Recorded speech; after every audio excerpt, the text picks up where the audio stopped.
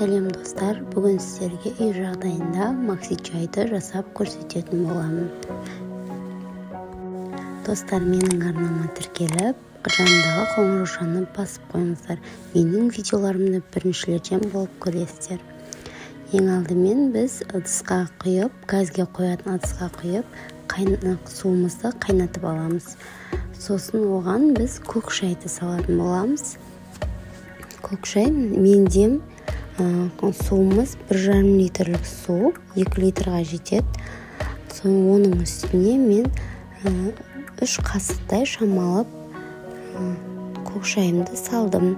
Сосын барлығын жақсылап араластырдым. Сосын оның үстіне 1 лимонды салдым және қантты қосып, барлығын 5 минуттай қайнаттым.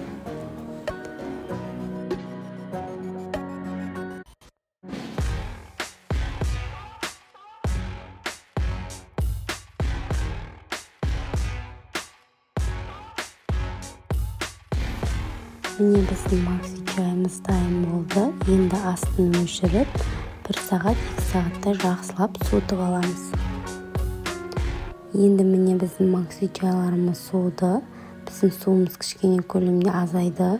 Оны енді ыдыстарға сүзіп құйып қоямыз.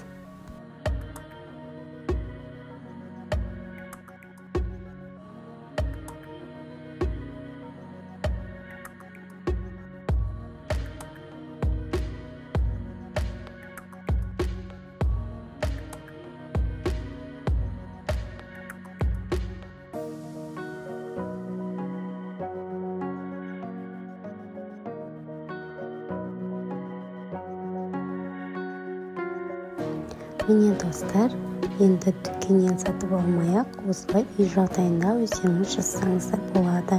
Еш айырмашылығы жоқ. Видеоның соңына дейін қарағандарыңызға рахмет. Қош сау болыңыз.